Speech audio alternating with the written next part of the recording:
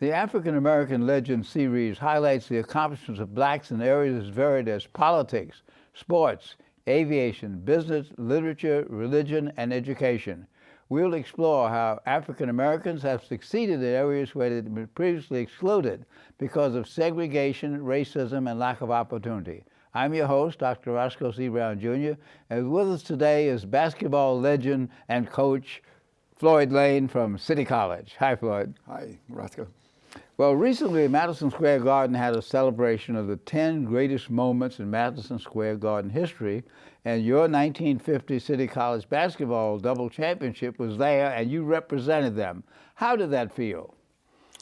Well, it was a once-in-a-lifetime feeling. It was a once-in-a-lifetime event. Event, and a feeling, a great feeling. And after all these years, and to be rated as the #1 team, you know, there was a countdown as you went down the line, and we were still sitting there after three and two, so it looked like we might be in it. And it was really great, an outstanding event. Well, for the audience who wasn't around at that time, tell us a little about why that was so important. Well, at that time, back in the days, we This were... was 1950, right? 1950. We were a Division I team that played all over the country and played most of our home games in Madison Square Garden. Our season was just a so-so type season. It was 17 and 18 and 5 season, something like that. And we were just invited, because of us being a home team, CCNY as a home team in the Madison Square Garden, we were pretty low on the totem pole. So we were picked numbers 16 or 17 to play the #1 championship team.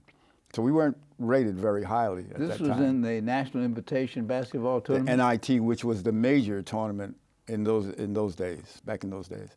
And that was the major tournament. And we were put together with the San Francisco Dons, who had won the tournament the previous year. So we were kind of a throw-in type team.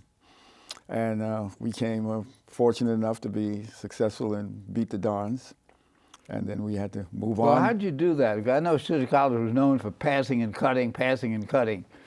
Tell me how we did that. #1, I think there's a tribute has to go to assistant coach Bobby Sands. He was the scout. He did most of the scouting of the teams, and he scouted San Francisco team and gave us a pretty thorough rundown of just the kinds of things that they would be doing. And we did a lot of switching in that particular game as far as defense is concerned. We were manning them, but then we would, whenever they crossed, we just stay in a place and take whoever came in that area. And I think that cut them off a little bit. And it surprised them quite a bit also. What we did was we were a fast break club, and we ran a lot. So I think that kind of caught them off guard also. And of course we had some excellent players like Ed Roman and Ed Warner and Erwin Dambrot, and they could all really put it in the basket. So. Now, what was your role on the team? I was as a guard. I was a guard, not a point, not a shooting, but a guard. At that time, they didn't have that differentiation. No, right. You have to be able to do it all. Yeah. And I handled the ball quite a bit, but we all handled the ball because we had a motion offense, motion type offense. Cut and pass, go without the ball, give and go. So that's what we did primarily, and we seemed to be pretty successful with it. What was the final score? I believe it was 69 to 45. Yeah, you really blew them off, right? We did pretty good, yeah. And then after you won the NIT championship, then you won the NCAA championship, which, as you say, wasn't as big as the NIT at that time. But I should point out to you that in the second game, after San Francisco, we were scheduled to play, and we did play, the great Kentucky team. Mm-hmm. And that was the famous coach Adolph Rupp. And that team was really rated as a top team, even though San Francisco had won the tournament. But Kentucky was supposed to take it all. And that was, at that time, Kentucky was all white. Yes. And City College was one of the few really integrated teams. Yes, that's true. And there was quite a bit of talk about how about us them not wanting to speak to us or anything like that when we got on the floor and all that. But that really didn't take place. We just went about taking care of business right off the bat.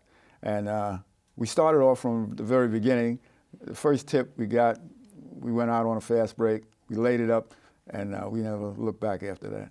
What was the score of that game? That was 89-50. Well, you really blew them off. Yeah. We were running all the way. Now, when you got to the NC2A, then they knew that you were going to be good. Yeah. So how did that tournament go? Well, they looked out. We came against a tough, I think it was Ohio State, if I'm not mistaken, and they were very tough. That was a nip and tuck, really a nip and tuck game, and they put up a really tough zone against us, and we just had to keep moving the ball, and we wound up winning. I think it was 56-55. And so that was the only time that one team had won both tournaments, yes. the NIT and the NC2A. Now, which of those games becomes one of the 10 greatest moments in Madison Square Garden history? I think the tournament. I think what they were voting on was the winning the two tournaments. Actually, but I don't know if there's a single game. I think they may. The game that they really focus on is that Kentucky whipping, 89-50 whipping. And that had some social significance because Kentucky and Rupp were from the South and didn't have any black players and may have made some disparaging remarks about some of the black players. Yes, so they say they'll never beat our boys or things like that. Now, the black players on the team were you and Ed Warner. Yes. And Joe Gallagher. Correct. Was Leroy Watkins on that team? Correct, right. That's 4 out of 10, That's right? 4. Yeah. That's quite an experience. Yes, it was a great. Well, we really had a great coach. We had a great camaraderie between the players. Oh, your great coach was Nat Holman, original Celtic. Yeah. The original Celtic, and he was a stickler for movement. You know what the Celtics do: move the ball, move without it, hit the open man. And run, and that's what we did. Now, that was 50 years ago. Yeah. Oh, 50? Yeah, 50 years ago. More, 60. More than that, 60. 60. Now, has basketball changed that much, and how has it changed? It has changed. It definitely has changed. It definitely has changed. More people know about it, for one thing. It has changed in that respect also. But the focus in this day and age is on individual talent. It's more on individual talent. And I think the best idea you can get from watching the recent NCAA tournament that just was played. Now, those teams that came out there, the Cornells, the Butlers, and the Baylors of the world, were not highly rated. But they were teams. But they were teams. Groups that they weren't individual groups, they were a team group. And of course, it speaks for itself how far they got in the tournament. Because Butler was right there right at the end against a very good Duke team that was a team. But of course, the other thing that's changed is the size.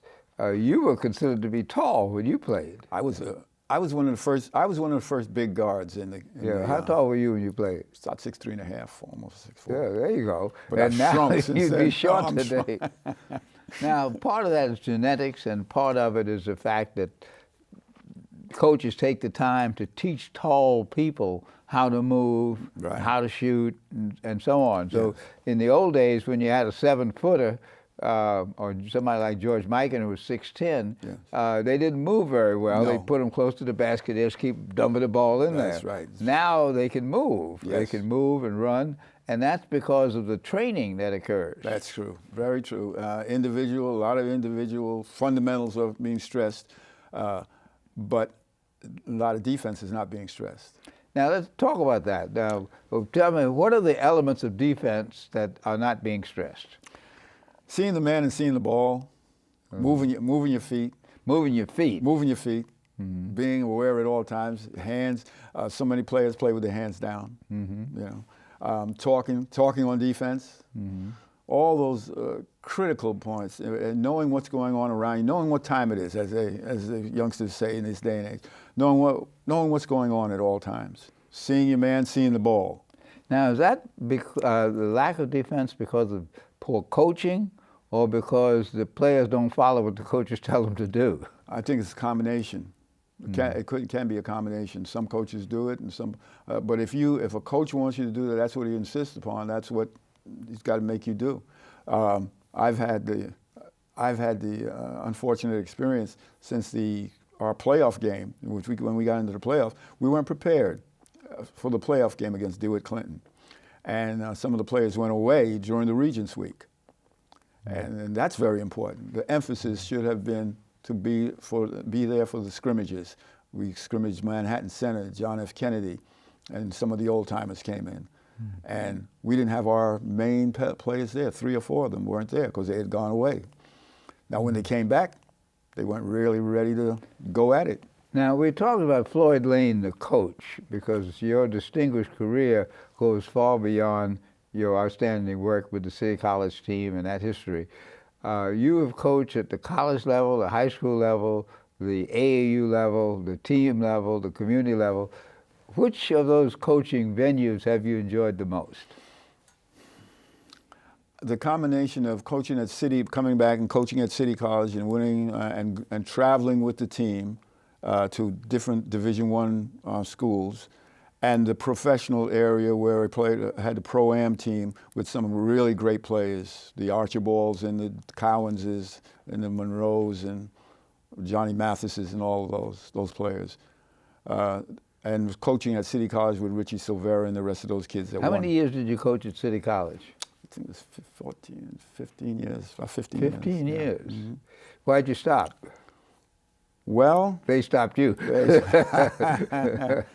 What's interesting about it is that always thinking about moving on and moving forward as far as City College was concerned.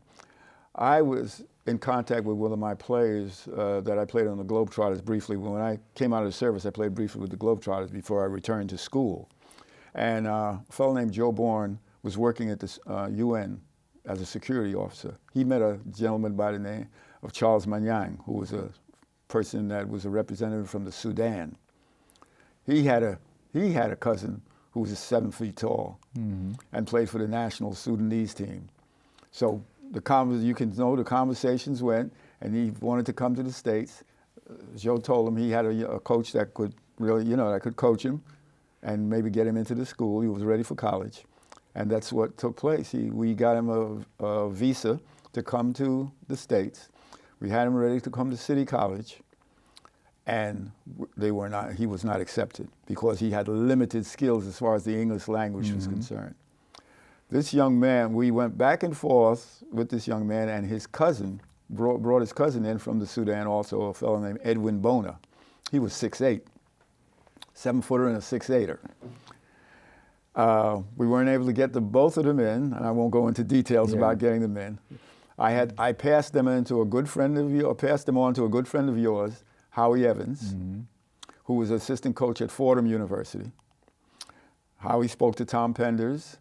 They got them into Fordham University, and the rest is history. They both graduated in 4 years, and they made Fordham just a very formidable team. Now, you currently coach at George Washington High School in the Public School Athletic League, and you've been coaching there for years. So you've coached several teams in the high school division. Well, not that long at George Washington. I've been there 5 years, but I was at Prospect Heights in Brooklyn for 10 years. They know about you. Yes. The basketball community knows that's why you're a legend. Now, why do you keep coaching at this time in your life, other than the fact you just love the game? Because I love the game. I think that's the answer. Well, there's more to it than just loving the game. You love working with the young people. That's true. Very true. Well, you know that, as you can recall, when we were together, we worked at the Morris High School playfield in the summer. That's where we met. And we met there along with Norman Skinner and Chet Pierce, and we used to issue the lunches, the free lunches to the youngsters, and we were all very much always interested in those youngsters. And plus we have the Forest House contact with George Gregory. First black All-American basketball player back in the 30s. And a great mentor. And So that's been our lot for all these years. But I heard you say sometime a few years ago that the youngsters were hard to coach. Do you still believe that? They are hard to coach if you allow them to do what they want to do. Okay. Well, how do you get them to do what you want them to do? By just stepping out there and setting out my standards, just running my drills and running everything that I want. And if they don't do what I want them to do, then they don't play as much. And if they don't play according to my system, I will, for the first time, tell them that they're not in my plans for the following year. Tell me, what is your system? The Floyd Layne system. My system is, on offense, is hit the open man. Well, in order to hit the open man, somebody has to be running around to get free. That's right. My system guard is, around forward, something like right. that. My system is, you move the ball, you weave the ball, you screen. You do a weave. We weave, we screen. Pass and cut. Against man-to-man, against man-to-man defenses, right. Pass and cut, go what we call go back door, screen for each other. Look, if we have the personnel, of course you have to play according to your personnel also. And if you've got a big man and he can do something down underneath, you've got to get the ball down inside. So we learned how to feed the pivot also. So you go according to your personnel. And it seems that lots of the youngsters are not that big these days. So on that level, youngsters in the city are not that big. Not that big. And what happens is the tall ones and the more talented ones get recruited to go to private schools, go out of state. Right. But you work with the city kids. Yes. And the city basketball is still a great game. I agree. And the champions, who won the championship this year? Boys and girls. Boys and girls. Boys and with girls. Ruth Lovelace, She did the a first woman tremendous coach. job. Yes, and I know her well because when I was at Prospect Heights, we played each other. We were in the same division, and she's just a terrific person and a really very good coach. Now, and because she is a woman, people say, well, why would she be coaching boys or men?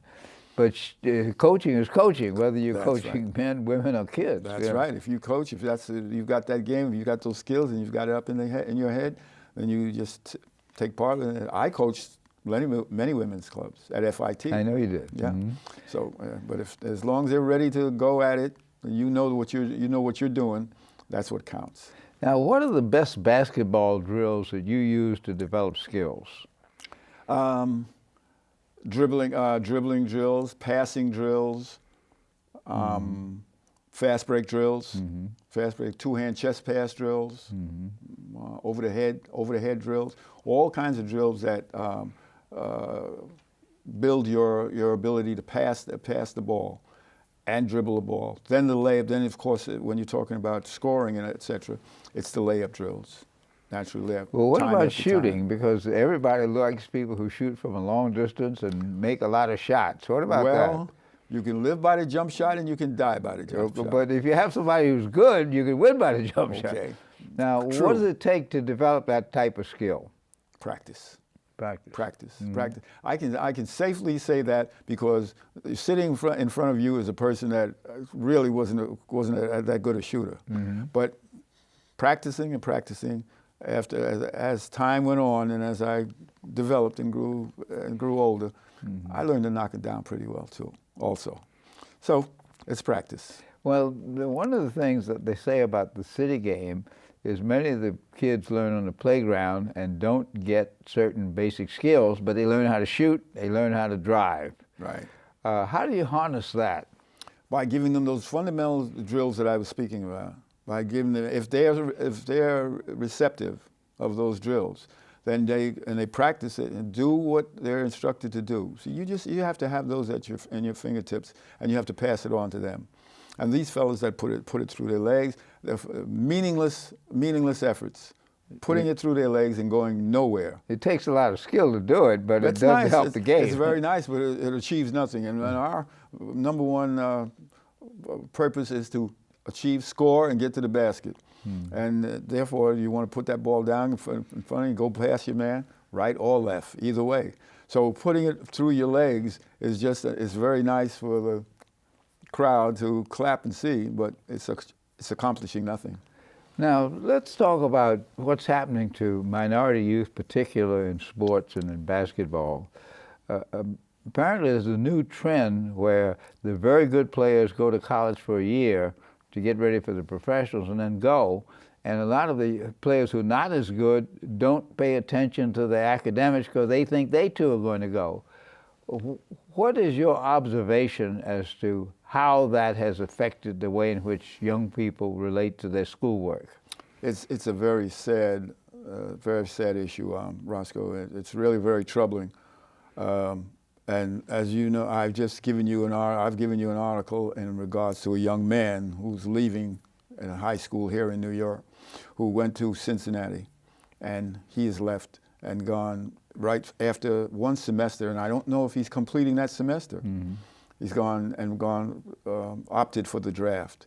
And once you hire an agent also, then that really finishes you. Well, you lose your eligibility when you hire your an eligibility. Agent. But then the question is, if somebody's grown up in limited economic circumstances, they have this great talent, should they be going to college or should they go right to the pros? They should go. If their talent, their economic ability has been limited, and it's been limited up to this point, but they are still alive and kicking. And while they're alive and kicking, they should go to college and get their college education, because we don't know what could take place. God forbid, we don't know what could take place.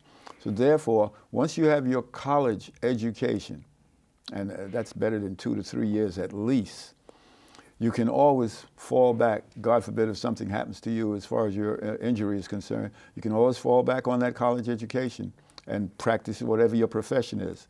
But once you're finished, you're finished. But you're right in that sense, that when someone can handle the college education, but because so many of these young people from the time they were 10 years old have been catered to, haven't learned academic skills, can't really master the work. They have the intelligence, but they don't have the skill. And many of the coaches do not encourage that. There was an interesting story in the Times about Xavier University in the NC2A where there was a nun who insisted that the players go to study. Yes. And they have a graduation rate of almost 100% of the kids who get to be seniors. What do you do when you work with young people who think that they're going to be superstars? Most of them obviously are not. If 1 out of 10,000 makes it, that's a lot. That's right. What do you do? How do you talk to these young people? Well, I just say something similar to what we're talking about, and tell them about their education and how important it is. I'm very fortunate to have a gentleman who's my assistant who worked in the college office at when I first arrived at George Washington High School, and he's a stickler for getting all the information as far as the grades are concerned. We refer them. I use the tutoring services, and PSAL has assigned people throughout the city now that are working with the athletes, and it's going to start this next semester. So I just always talk to them about the fact that your education is very important. What percent of your players go to college? I would say it's a good 75 to 80%. And they go to community college, they go to city university, they go to state university, yes. et cetera. Yes.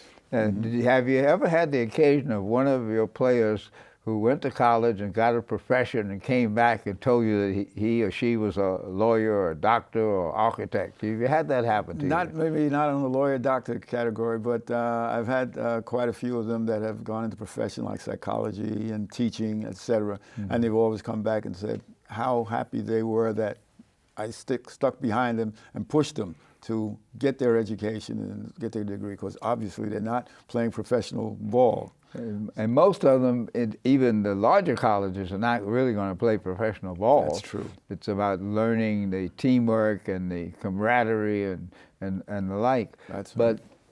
If you were to change the system today, how would you change the system in terms of the way in which college athletes and high school athletes are treated? They certainly would have to, of course, they must maintain their grades, but it's got to be a certain emphasis on the fact that they've got to, the tutoring, et cetera, has got to come along. The basic fundamentals as far as the courses are concerned. They should not be catered to. I believe they certainly shouldn't be catered to. And I think that the colleges that stress the academics, we know the different colleges that coming in there, you must be academically sound. Mm-hmm.